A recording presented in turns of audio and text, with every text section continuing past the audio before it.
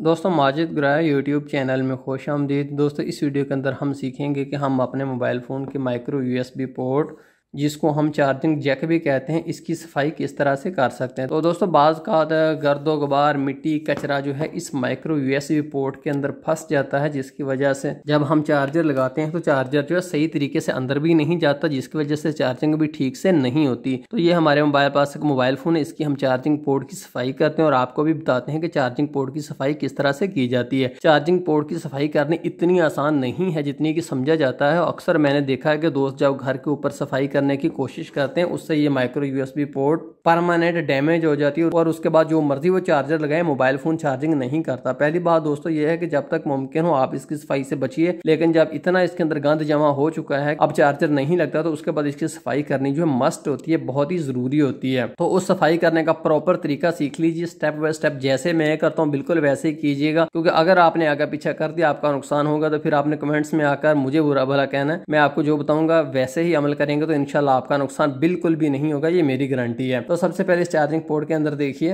दोस्तों, आप देख रहे हैं कि इसके अंदर काफी ज्यादा कचरा और गंद बंद फंसा हुआ है। इस सब को हमने निकालना है। निकालने से पहले हमें इसकी शेप समझना बहुत जरूरी है कि किस तरह से इसके अंदर से शेप होती है। दोस्तों ये माइक्रो यूएसबी पोर्ट है। अगर इसके ऊपर आप देखें तो ये ऊपर वाले जगह ऊपर काफी जगह होती है। यहाँ पर अगर आप सुई फेरें तो देखिए आसानी से यहाँ से शुरू होकर यहाँ तक सुई जो है आसानी से इसके अंदर फिर सकती है। इसका मतलब यहाँ पर तो हम सुई से आसानी से सफाई कर सकते हैं, बट अगर आप इसके पीछे देखें तो यहाँ पर जगह बिल्कुल कम होती है। दोस्त क्या करते हैं कि वो गलती से इस सुई को यहाँ पर भी जोर लगाते यूं, और उसके बाद ये जो है ये जगह दरमियान वाली ये जो टूट जाती है, उससे बहुत ज़्यादा उनका नुकसान हो जाता है। अब उसके बाद ये रिपेयर करने के काबिल नहीं रहती। तो आगे तो ये देखिए यहाँ पर ये सुई फिरेगी, लेकिन पीछे आपने क्या करना है उसका मैं आपको सोल्यूशन बताता हूँ। तो इसके पीछे सफाई करने के लिए दोस्तों आपके पास जो है एक ब्लेड होना चाहिए। ये देखिए मेरे पास एक ब्लेड है। उसके बाद मैं क्या करूँगा, ब्लेड को लेकर कैंची से इसको यूँ तिरछा रख के मैं यूँ काट लूँगा। तो देखिए उसके बाद ये जो नोक वाली जगह बन गई है, इसको बिल्कुल सीधा कर लेता हूँ मैं ब्लेड को। ये देखिए बिल्कुल सीधा हो गया।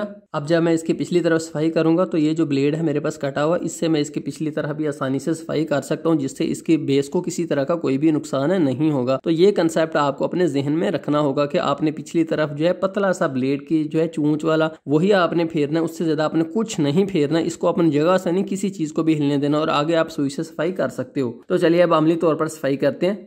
तो दोस्तों आप देख रहे हैं ये मेरे हाथ में सुई है। सबसे पहले मैं अगली तरफ सफाई इसकी करूँगा, पिछली तरफ नहीं करूँगा। सबसे पहले मैं अगली तरफ जो है जस्ट यहाँ फेर के मैं आगे वाली तरफ यूँ फेरता हूँ, जिससे ये देखिए मट्टी और कचरा जो उखड़ना शुरू हो गया। जस्ट अगली तरफ ही ये 2-3 दफ़ा आपने फेर कर उसके बाद क्या करना है, उसके बाद आपने यूँ नीचे करके इसको यूँ नीचे को करना दी है। देखिए सारी मट्टी और कचरा निकल आया। अब और सफाई करते हैं। उसके बाद दोस्तों फिर हम अगली तरफ ही सफाई करते हैं। अगली तरफ सफाई करनी ज़्यादा ज़रूरी होती है, पिछली तरफ तो हम एंड पर करेंगे। ये एक दफ़ा फिर मैं यहाँ से यूँ अगले वाले तरफ जो है सुई को फेरता हूँ 1-2 दफ़ा।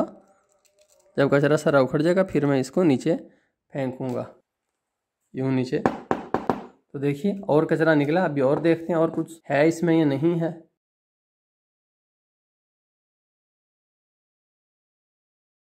अब दोस्तों अगर आप देखें तो नीचे से बिल्कुल इसकी सफाई हो चुकी है, किसी तरह का कोई भी कचरा नहीं, लेकिन ऊपर वाली जगह जो अभी भी कचरे से भरपूर है। तो अब ऊपर वाली तरफ हमने ये सुई नहीं कभी भी फेरनी, नुकसान हो जाएगा। ये देखिए मेरे पास ब्लेड की कटी हुई पिन है, तो इसको मैं यहाँ पर आगे फेरता हूँ पीछे इसके। ये देखिए यूँ मैं पिछली तरफ इसके यूँ फेरता जाता हूँ दोनों तरफ, ताकि मट्टी और वगैरह यहाँ से साइडों पर हो जाए। और दोबारा मैं यूँ नीचे इसको फेंकता हूँ, फिर चेक करते हैं। जी अब दोस्तों आप देख रहे हैं कि इसके अंदर कुछ ही नहीं, इसकी चार्जिंग पोर्ट जो है बिल्कुल साफ़ और शफाफ हो चुकी है। ये देखिए ये जो स्टेप मैंने आपको बताए हैं ना, ये चाहे आपको 4 दफ़ा अप्लाई करना पड़े, 3 दफ़ा अप्लाई करना पड़े, आपने बार बार करना है, बट एक ही दफ़ा इसको रगड़ कर तबाही इसकी नहीं मचा देनी। आप थोड़ा थोड़ा करेंगे, बार बार करेंगे, तो उससे आपको आइडिया हो जाएगा कि यार अब मैं ख़तरे की तरफ जा रहा हूँ। अब इससे ज़्यादा आपने कुछ नहीं करना। ये बहुत सेंसिटिव काम है, इसको बस इतना ही आपने करना है। अब उसके बाद हम अपने माइक्रो यूएसबी लगाकर देखते हैं कि क्या सही इसके अंदर पिन जाती है। जी ये देखें ज़बरदस्त, इसके पिन सही जो है अंदर जा रही है। अब यहाँ पर आपका मसला सॉल्व हो जाता है, मोबाइल फ़ोन जो है चार्जिंग सही करने लग पड़ता है। तो आप उससे आगे आपने कुछ नहीं करना। लेकिन फ़र्ज़ कर लीजिए कि अब भी मसला हल नहीं हुआ, मोबाइल फ़ोन प्रॉपर चार्जिंग नहीं कर रहा, कभी ऊपर नीचे करते हैं, फिर उसके बाद थोड़ी सी चार्जिंग करता है और स्टॉप कर देता है, तो अब आपको इससे एक स्टेप आगे जाना है, वो सुनिए। लेकिन अगर आपका मोबाइल फ़ोन सही है तो वो स्टेप अप्लाई नहीं करना। अगर इन केस के प्रॉब्लम अभी भी वैसे का वैसा है तो आप इससे अगले स्टेप पर जाओगे। दोस्तों आपने कोई भी ढक्कन लेना है, जैसे देखिए मेरे पास एक बोतल का ढक्कन है, इसके अंदर क्या करेंगे हम इसके अंदर पेट्रोल डालेंगे। ये देखिए मैंने पेट्रोल इसके अंदर कुछ, ये देख रहे हैं आप, डाल लिया पेट्रोल। उसके बाद आपने क्या करना है, उसके बाद आपने लेना है दांतों वाला ब्रश, आमतौर पर हमारे घर के अंदर होते हैं। और उसको आपने क्या करना है कि ये इसके जो एंड वाले हैं ना, कुछ यहाँ पर ये जो हैं इसके हेयर वगैरह, इनको आपने पकड़कर यूं आगे को कर लेना। ये देखिए इतने मैंने पकड़कर इनको यूं आगे को कर लिया है, ये देखें। अब इस चीज़ को आपने यहाँ पर ब्रश के अंदर जो है डबो लेना है। देखिए इतने आगे वाले, सिर्फ इतने जो है ये गीले हैं, बाकी सारा ब्रश नहीं। ये हमारा मोबाइल फ़ोन है, इसको लीजिए और ये जो आपने आगे को किए हुए हैं कुछ इसके पॉइंट्स, इसको आप यहाँ पर इसके अंदर डाल दें और यूं यूं आप इसके अंदर फेरें। फिर गया, उसके बाद फिर इसको आप गीला कर लीजिए। उसके बाद यूं नीचे थोड़ा सा करना है, कोई भी इसके अंदर टपक ना रहा हो, इसके अंदर से कुछ ना टपक रहा हो। अगर इसके अंदर से कुछ टपक रहा है तो उसको टपकने देना है। ये जस्ट गीले होने चाहिए, ये भीगे हुए नहीं होने चाहिए। तो इस तरह से आपने मैक्सिमम जो है कोई 2-3 दफ़ा कर लेना है। मैं अब 3 दफ़ा करने लगा हूँ। अब फिर ये गीला है, नीचे को देखिए कुछ नहीं इसमें से टपक रहा, जस्ट ये सारे के सारे गीले आगे से है बट टपक नहीं रहा।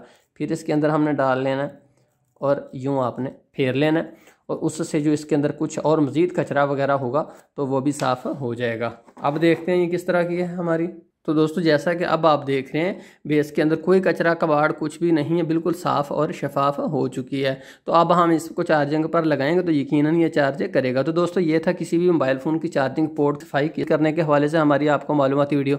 लेकिन यहाँ पर एक और पॉइंट कबूल कीजिए कि अगर फ़र्ज़ कर लीजिए उसके बाद भी आपका मोबाइल फ़ोन बिल्कुल चार्ज नहीं करता तो उसका जस्ट एक सोल्यूशन है, वो ये है कि ये जो चार्जिंग पोर्ट है ये चेंज की जाएगी। ये चेंज होगी तो आपका मसला परमानेंट हल हो जाएगा। तो दोस्तों मैं आपको जो तरीक़ेकार बताता रहता हूँ ये मेरे आजमाए हुए प्रैक्टिकल मेरे होते हैं। ये जस्ट मैं आपको दिखाने के लिए जस्ट पहली दफ़ा इनको नहीं करता, बल्कि मैं कई दफ़ा इसको कई सालों से बल्कि अप्लाई कर रहा होता हूँ, मेरा निचोड़ होता है। तो इसलिए आप इनको बिला झिझक अप्लाई कर सकते हैं, बशर्ते कि आप मेरे तरीके से ही इसको अप्लाई करें। कुछ लोग ऐसे भी होते हैं मेरे पास आते हैं, वो घर के अंदर सुई से मुकम्मल तौर पर सफाई करने की कोशिश करते हैं और उसके बाद इसकी तबाही मच जाती है, तो फिर मेरे पास आते हैं, मैं उनको चेंज करके देता हूं। तो आपने ऐसे नहीं करना, आपने एहतियात का दामन नहीं छोड़ना। तो दोस्तों बहुत शुक्रिया माजिद ग्रे यूट्यूब चैनल देखने का, एंड पर वीडियोस को लाइक करने की रिक्वेस्ट है। अल्लाह हाफिज़।